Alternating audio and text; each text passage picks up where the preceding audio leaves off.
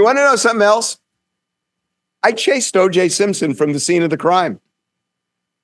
Wait, what do you mean you chased O.J. Simpson from the scene of the crime? Big Boy's Neighborhood, beautiful day in the neighborhood, ladies and gentlemen. It's always a pleasure to have this man in the neighborhood. Harvey Levin from TMZ. How you doing, Harvey?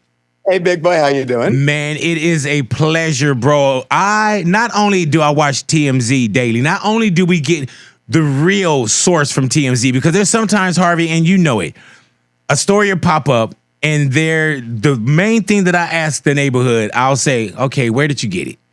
And then when they say TMZ, I know we could run with it. Yep. You know, and when it comes to TMZ, the 30 Mile Zone, bro, you guys have done an incredible job. And not only with what we get daily, not only what we get in the app and the website, but we also get these great like series that you guys pull off. You know what I'm saying? And I know we did the Diddy, we did Britney Spears, there's been so many great ones. And now we're at OJ. OJ, how he really did it. What is that? Well, first of all, thank you. Mm-hmm. And second, this is the 30th anniversary of the murders. Can you believe it? Yeah, 30 man. years. So we did this documentary, and Big Boy, it's really on my experiences. At the time, I was the investigative reporter for KCBS in Los Angeles. And this was my life for 2 years. And there were a lot of things that happened to me that I saw, things that I just disagree with in terms of what really happened in the trial that I wanted to talk about after 30 years. And that's what this documentary is on Tubi that drops today. So I'll start with this. I think Marcia Clark just got it wrong. How so? What does that mean? Well, she told the jury, OJ went over there to kill Nicole. It makes no sense. He went over there at 10:15 at night, Big Boy. He was getting in a limo a half hour later at his house to go to the airport and fly to Chicago. How would somebody, first of all, take a knife knowing you're going to stab somebody, where you're going to get bloody, where you're going to have to lose? You've got to go over there, stab her to death, then ditch your clothes, ditch the knife, ditch the gloves, ditch the hat, get back home, clean the car, go into the shower, clean up everything, and you're going to do that all in a half hour? Does that make any sense to you? So Marcia Clark said, you say she got it wrong because she said he went over there to kill her. You know what? I went over there, I think, and I'm pretty sure I'm right on this. He went over there to cut her tires. He had done it a month before. She had a Ferrari, and she attracted a lot of attention in that Ferrari. And OJ was an insanely jealous guy. And I'll just give you the short story. I think what happened was, went over there to cut her tires. Again, he had done it a month before, and he always used to go in the gate and peer in her window. He would stalk her. And he got in that area, that courtyard area, and I think Ron Goldman came in, and he went nuts and killed Ron Goldman. She heard the commotion, knowing Ron Goldman was going to come over there to return these sunglasses. She opens the door. He lunges at her, kills her right in the front porch. I think that's what happened. And the jury, I don't think, ever could make sense of that other story because there wasn't enough time to do all of it. It made no sense. Did you think that 30 years ago or 20-something years ago, Harvey, that's how it played out? Or is this, oh, wow. Do you think that we would have... It never made sense to me. Do you think we would have had a different criminal judgment if it had played out as such as opposed to, civil? No. Because I think there were so many other things at play taking that case to downtown LA where it should never have been tried, that I think that this was a statement to police that had really terrorized the Black community in LA for a long time. And also it was payback for the Rodney King verdict, for the 4 officers. I think there were a lot of things at play. But I don't know, the verdict would have been different, honestly. Right. So you feeling more that it was like a kind of a sign of the time as well. It was a sign of the time, but I still think that you can't present a case where the core point doesn't really make sense. And I think I know that's why O.J. Simpson went over there. And Also with Ron Goldman was, and I'm maybe mistaken, with Ron Goldman, he was a martial artist, correct? He did. He was. I mean, I don't practice know martial how well arts. trained, but yeah. Right. But it's hard to do that when somebody's coming at you with a Right. knife. Do you think that OJ was alone? Or do you think that if you figure like I'm just going to go, not just going to go, but I'm going over here to stalk my wife, I don't think you call your buddy and be like, hey, Jose, come with me. I'm going to go peer through my girl's window. So do you think he was alone? Well, we get into that in the documentary. I will say this, that, you know, he had a very good friend, Al Cowlings. Mm-hmm. And Al Cowlings was the one who was driving the Bronco the day of the chase. Man, Al Collins been quiet to this day. You know, people always say, man, I could rob a bank with him. You're like, no, you can kill somebody with this guy. All I'm going to tell you, and again, you can watch this documentary, is the house I owned during the trial was sold to me by a guy with a direct connection to both Al Cowlings and an LAPD officer who was a friend of mine. And I had that LAPD officer on. And what he says about Al Cowlings, not that he was involved in the murders, but what he says about Al Cowlings and what Al Cowlings may know, it's going to surprise you. Right. And that's in the documentary, OJ, How He Really Did It, available on Tubi. You want to know something else? I chased OJ Simpson from the scene of the crime. Wait, what do you mean you chased OJ Simpson from the scene of the crime? Like a week after the acquittal. I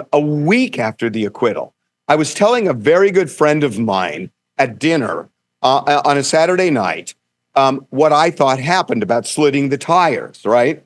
And she was asking me, well, how would that work? And we were only a couple of blocks from Nicole's condo. So I said, jump in my car. And we drove over into the alley area where OJ had parked his car.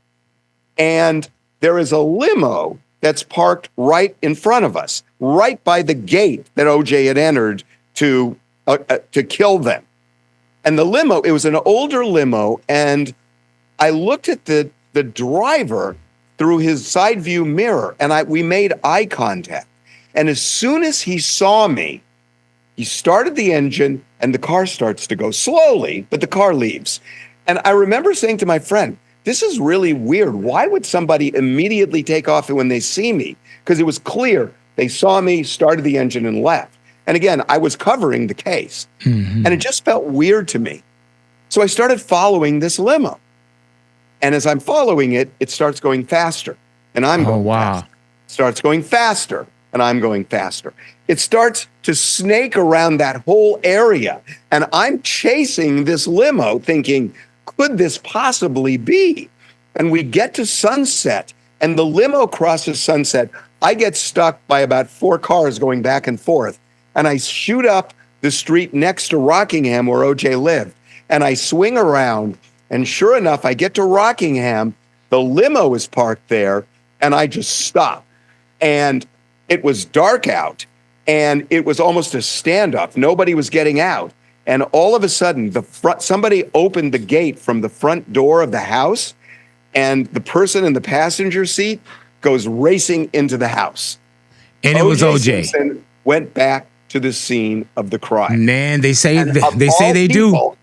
And of all people, I'm just happened to be there and chased OJ back to his house. Harvey, I've never heard you tell that story before, I never told it. It's part of the documentary, too. Jesus, what man, you talking about what AC knows. What the hell do you know? That is wild, man. Wild. And you know what's wild about the whole OJ thing, even with OJ passing, this has been a story that has never left conversation. You know, there's some that say he didn't do it. He did do it to act alone. How did even OJ's book, like what was it? If I were to do it or something like that? If I did it, like it's never left conversation. And it's crazy because I remember when you said it's been 30 years, Harvey, it's been 30 years that I've been in radio. And I literally got my job pretty much the week after the 405 stuff. Wow. I remember watching that live on the news, and that was like my last day with the group that I was bodyguarding with. And from there on, the last 30 years, bro, and it seemed like with TMZ, you guys are always uncovering something, or you're putting a different thought or a different spin, or you guys come with facts that I'm like, dude, this was very low hanging fruit. How was that missed? And I can't wait to see what we have on OJ, how he really did it. It's not did he do it. You like how he did it, how he really did it. That's right. So it's dropping on Tubi today. Yes. And if all you have to do is go to the Tubi app on your TV, or you can go to Tubi.com. And it's free. Yes. It's free. It's just simple to watch. And I got to tell you, I've wanted to do this for a long time, and I haven't. And it just felt like the right time. And who's involved as well? I know usually you'll sit down, and I know you say you had spoke with, was it a former police officer? Former police officer. I've got somebody who was on the LAPD who was actually part of the crisis negotiating team. I've got this hard copy producer who interviewed a porn star who Al Cowlings was dated, who Al Cowlings supposedly said to, in fact, this was in Time magazine, that the porn star says Al Cowlings said, "The knife sleeps with the fishes." Oh, wow. Yeah.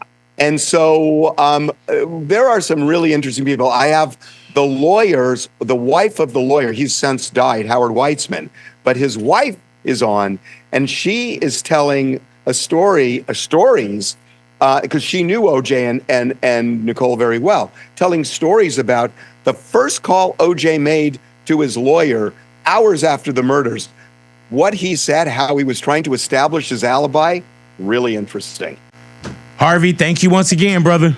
Oh man, thank you so much for doing this. Does he have any more Ryan Garcia videos? Yeah, do you have are you working on a Ryan Garcia documentary yet? I'm not doing that. Okay, and the former call girl, was that Stormy Daniels, or was she not in there yet?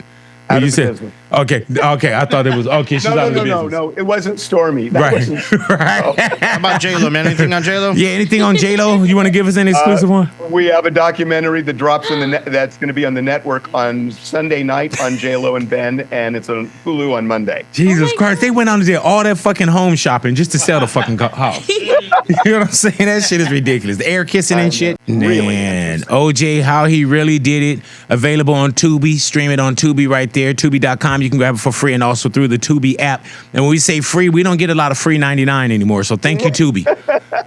Once again, Harvey Levin, thank you so much for being in the neighborhood. Always a pleasure to have you. I love being on Big Boy. We love having you, and that's Harvey Levin right there, man. Once again, OJ, how he really did it. Stream live, was stream on Tubi. Grab it in the Tubi app or at Tubi.com, and it is free. Y'all stick around, y'all radios, Big Boys Neighborhood.